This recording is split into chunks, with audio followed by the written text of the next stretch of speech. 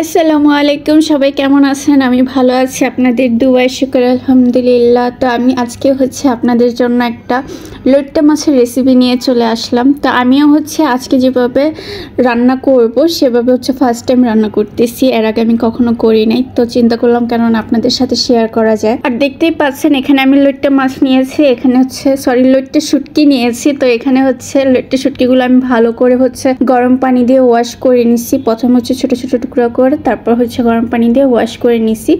আর এই শুটকিগুলো এখন আমি পাটায় এভাবে যেভাবে দেখছেন এভাবে আমি এই শুটকিগুলো ছেঁচে নেব। ঠিক যেভাবে আপনার শুকনো গরুর মাংস ছেঁচে তারপর ভুনা করেন, ঠিক এভাবে এই লইট্টা শুটকিগুলো এভাবে ছেঁচে নেবেন। তো দেখতেই পাচ্ছেন আমি কিন্তু লইট্টা মাছগুলো খুব সুন্দর করে এভাবে ছেঁচে নিয়েছি। তো আপনারাও শিলপাটায় এভাবে লইট্টা শুটকিগুলো অবশ্যই সুন্দর করে এভাবে ছেঁচে নেবেন। আর লইট্টা শুটকিগুলো ছেঁচার পর এরকম ঝরঝরা হয়ে যাবে। তো আমি শুটকিগুলো এখন বাটিতে তুলে নিলাম। আর দেখতে পাচ্ছেন ছেঁচার পর এরকম ঝরঝরা হয়ে যাবে। আর এখানে আমি শুকনো মরিচ আগে থেকে ভিজিয়ে রাখছিলাম। আর আপনারা যদি আগে থেকে ভিজিয়ে না রাখেন তাহলে অবশ্যই একটু গরম পানিতে 5-10 মিনিট ভিজিয়ে রাখবেন। তাহলে মরিচটা যখন নরম হয়ে যাবে তখন এভাবে মরিচ থেকে বুটাগুলো ছাড়িয়ে তারপর পাটাতে বেটে নেবেন। তো এখানে আমি মরিচের সাথে একটা আদা ছিলে নিয়েছি, ছোট্ট একটা পিস। আর রসুনের 3টা কোয়া নিছি। এগুলো আমি মরিচের সাথে বেটে একটা পেস্ট বানিয়ে নিব। তবে আপনারা খেয়াল রাখবেন যেন মরিচগুলো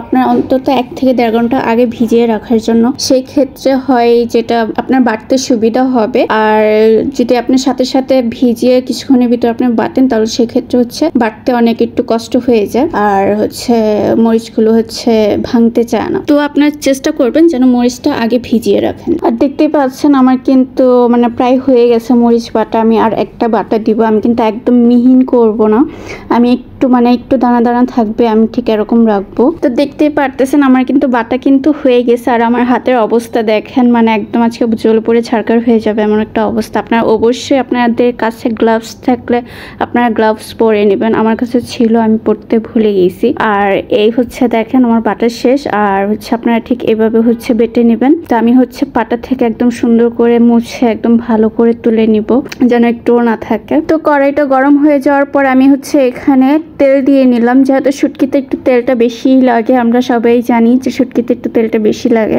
তো আমি এখানে পরিমাণ মতো তেলটা দিয়ে নিলাম, পরে লাগলে না হয় আমি আবার দিব। তো তেলটা গরম হয়ে যাওয়ার পর আমার কাটা পেঁয়াজগুলো আমি তেলে দিয়ে দিই। আর আমি একটু হালকা ভেজে নিব আগে পেঁয়াজটা। তারপর আমার যে কাটা রসুনগুলো ছিল আমি সেই রসুনগুলো দিয়ে তারপর আমি রসুন আর পেঁয়াজটা একটু ভালো করে ভেজে নেব। তো পেঁয়াজ আর রসুনটা যখন হালকা এরকম ভাজা হয়ে যাবে তখন আমার বেটে রাখা লাল মরিচের পেস্টটা দিয়ে দিব। তো পেস্টটা দেওয়ার পর আমি রসুন আর পেঁয়াজের সাথে ভালো করে মিক্সড করে এটা কিছুক্ষণের জন্য ভেজে নিব।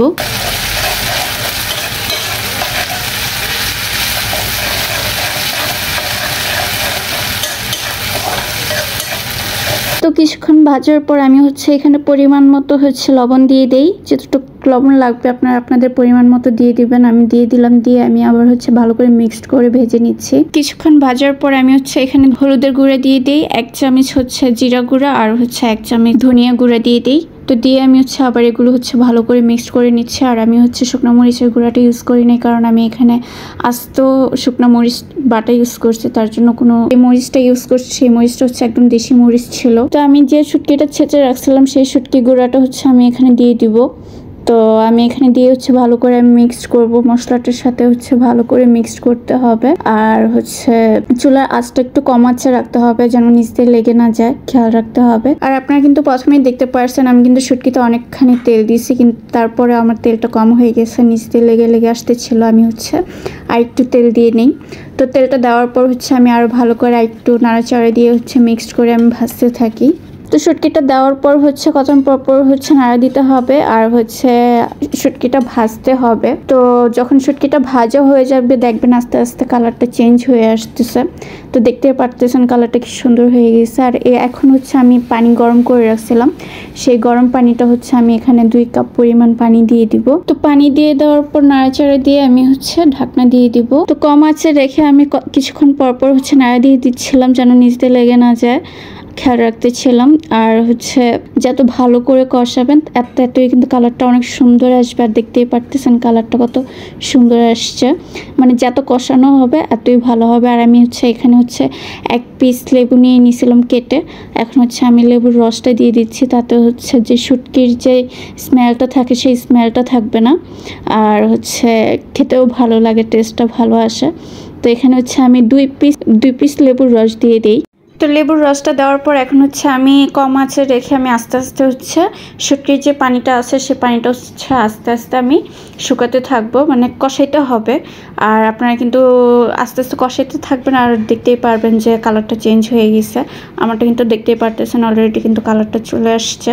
শুটকির একদম ভুনা ভুনা হবে, একদমই পানি থাকবে না, পানিটা শুকায় ফেলতে হবে, ঠিক এরকম যেরকম দেখতেছেন। আর এখন হচ্ছে আমি এখানে কয়েকটা কাঁচামরিচ দিয়ে দিব।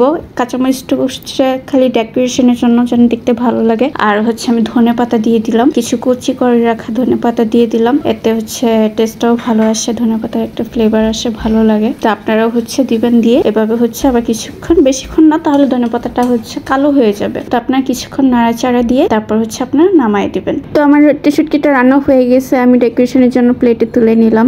আর এভাবে কে লইট্টা শুটকি রান্না করে খান অবশ্যই কমেন্টে জানাবেন, আর কে কে পছন্দ করেন অবশ্যই জানাবেন। আমি তো ফার্স্ট টাইম করলাম, আর এটা খেতে অনেক টেস্ট হয়েছিল। আপনারা অবশ্যই বাসায় তৈরি করে টেস্ট করে দেখবেন। আর যারা আমার ভিডিওটি ফার্স্ট টাইম দেখছেন, আমার চ্যানেলটি অবশ্যই সাবস্ক্রাইব করে দিবেন, পাশে থাকা বেল আইকনটি ক্লিক করে দিবেন। আর সবাই ভালো থাকবেন, সুস্থ থাকবেন। আল্লাহ হাফিজ।